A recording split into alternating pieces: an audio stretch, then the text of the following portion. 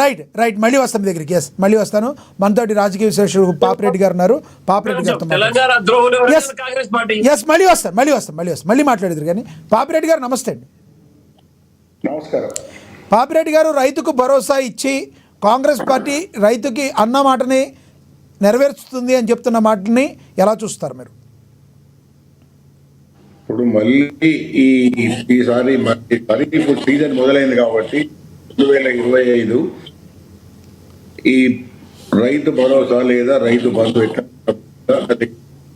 Due ఉన్నది కాబట్టి ఇస్తామని ప్రభుత్వం చెప్పింది కాబట్టి సంతోషం. అయితే ఒక విషయం ఏంటంటే నేను ఇక్కడ ఈ టీవీ ద్వారా లైవ్ ద్వారా చెప్పాలంటే కాంగ్రెస్ ప్రభుత్వం వచ్చిన తర్వాత ఎంపీ ఎలక్షన్ 5 ఎకరాలకు ఒకసారి వేసి ఆపేసిన తర్వాత మళ్ళీ వాళ్ళ ఫీడ్బ్యాక్ అది మాత్రం మొత్తం ఇచ్చేసారు. తర్వాత లాస్ట్ ఇయర్ మాత్రం ఒక పంటకు మొత్తానికి వేయలేదు, రెండో పంటకు వచ్చే వరకు వాళ్ళు మండలానికి ఒక గ్రామం అందరికి ఇచ్చారు. తర్వాత వేస్తామని చెప్పి కేవలం 3 ఎకరాల వరకు 4 ఎకరాల కొంత వరకు వచ్చేసి ఆపేసి ఆ తర్వాత ఎందుకు ఆపేసారు, ఏమైంది, మిగతా వాళ్ళకి ఎందుకు వాళ్ళు ఏం చెప్పలేదు. రైతులు కూడా ఫ్రస్ట్రేట్ అయ్యి ఆగిపోయారు. అయితే ఇప్పుడు 2025 ఖరీఫ్ సీజన్ మళ్ళీ మొదలవుతున్నది కాబట్టి ఈసారి మేము 9,000 రూపాయల వరకు మేము ఎకరానికి 6,000 చొప్పున అందరికీ అంటే ఏదైతే 5 ఎకరాలు అంతకుముందు అనుకున్నది అయితే 5 ఎకరాలు కాదు, 10 ఎకరాలు ఉన్నా, 20 ఎకరాలు ఉన్నా, 30 ఎకరాలు ఉన్నా, ఎన్ని ఎకరాలు ఉన్నా ఇస్తామని చెప్పడం జరిగింది. అయితే ఇప్పటి వరకు మనకు వస్తున్న రిపోర్ట్స్ ఏంటంటే 3 ఎకరాల వరకు పడ్డదని నేను ఇవాళ మీరు ఇది డిస్కషన్ చేస్తానంటే నేను ఊళ్ళో అడిగితే 3 ఎకరాల వరకు వచ్చేసింది. నిన్న 2 ఎకరాలు ఇవ్వాలంటే అంటే రోజుకు 1 ఎకరం పెరుగుతున్నది కాబట్టి బహుశా నేను అనుకుంటా వీళ్ళు ఏదలుచుకుంటే ఒక వారం 10 రోజులలో జూలై ఫస్ట్ వీక్ లోపల వేస్తే అయిపోతుంది. ఎందుకంటే రైతులకు కూడా అవసరం ఉంటుంది. అయితే ఒకటేంటంటే ఇప్పటి వరకు కూడా ఒక అంటే మళ్ళీ ఏమన్నా ఆపుతారా, ఏదో పేరు మీద వ్యవసాయం సాగు చేస్తలేరనో లేకపోతే రియల్ ఎస్టేట్ లో ఉండేదాను ఈ రకరకాల పేర్లు ఏమైనా భూములు ఆపుతారా అనేది కూడా కొంత ప్రభుత్వాల మీద అనుమానాలు ఉన్నాయి. ఆ అనుమానాలు కూడా అది రేపు ఈ రైతు భరోసా ఎంతవరకు వేస్తారు, ఎక్కడ ఆపుతారు, దేనికి ఆపుతారు అనేది మన ప్రభుత్వం చెప్తే తెలుస్తుంది. కాబట్టి అప్పటి వరకు మనం కూడా వేసి చూడాల్సిందే. అయితే ఒకటేంటంటే రైతులకు ఇస్తున్నారు కాబట్టి మనం స్వాగతించాలి. ఎందుకంటే ఇప్పుడు ఈ సంవత్సరం రైతులకు పెట్టుబడి అవసరం ఉంటుంది కాబట్టి ఎకరానికి 6,000 వాళ్ళు ప్రభుత్వం అన్ని రకాల రైతులకు ఇస్తూ ఉంటారు కాబట్టి ఒక సంతోషమైన విషయమే. కాకపోతే ఒకటి ఏంటంటే గతంలో అంటే ఇప్పుడు అంతకుముందు సంవత్సరం కాంగ్రెస్ ప్రభుత్వం చేసిన చర్యల వలన ఇప్పటికి కూడా ప్రజలలో ఒక విధమైన నమ్మకం రావడం లేదు, అనుమానాలు ఉన్నాయి. ఈ అనుమానాలు ఎప్పుడు పోతాయంటే వాళ్ళు సక్రమంగా మొత్తం ఏది ఎకరం నుంచి మొదలు పెడితే ఎన్ని ఎకరాలు ఉన్నా కూడా అందరికీ అయితే అర్హులైతే ఎవరైతే ఎలిజిబుల్ ఉన్నారో వాళ్ళందరికీ కూడా ఒక వారం 10 రోజులలో వేస్తే కొంతమేర గవర్నమెంట్ ఇచ్చిందని అనుకోవడానికి అవకాశం ఉంటుంది. కానీ మళ్ళీ 5 ఎకరాలు వేసి మళ్ళీ కొన్ని కారణాలు చెప్తే మాత్రం మళ్ళీ అనుమానాలు ఉంటాయి. రెండోది ఇంకోటి ఏమంటున్నారంటే ఇది కేవలం ఈ పంచాయతీరాజ్ అంటే లోకల్ ఎలక్షన్స్ అంటే పంచాయతీరాజ్ ఎలక్షన్స్ ఉన్నాయి కాబట్టి పంచాయతీరాజ్ ఎలక్షన్స్ బహుశా ప్రభుత్వం మాటలలోనే ఏం తెలుస్తున్నదంటే జూలైలో ఎలక్షన్స్ పెడతామని అంటున్నారు.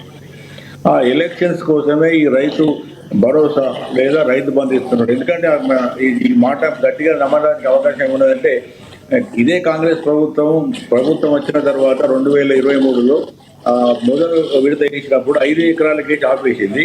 వేసిన తర్వాత మళ్ళీ ఇమ్మీడియట్ ఎంపీ ఎలక్షన్స్ వచ్చిన ఎంపీ ఎలక్షన్ లో ప్రచారం పోయినప్పుడు ఈ ప్రభుత్వానికి కానీ రాజకీయ నాయకులకు కానీ ప్రజాప్రతినిధులకు ఒక బలమైన ఒక గట్టి హెచ్చరిక వచ్చిందంటే రైతులందరికీ వేయకపోతే ఓటు రావంటే మళ్ళీ టకటక మిగతా 5 నుంచి 5 వాళ్ళకు కూడా ఇవ్వడం జరిగింది. కానీ లాస్ట్ ఇయర్ ఒక పంట ఇవ్వలేదు, ఒక పంటకు మాత్రం 3 నుంచి 4 ఎకరాల మధ్య వచ్చింది, మిగతాది ఇవ్వలేదు.